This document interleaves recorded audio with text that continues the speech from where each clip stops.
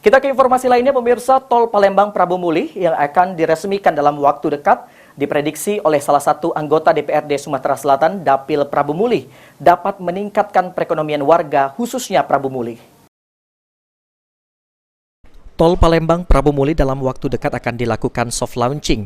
Dengan adanya soft launching ini diungkapkan oleh salah satu anggota DPRD Sumatera Selatan dapat berdampak positif, khususnya warga di kota Prabu Mulih.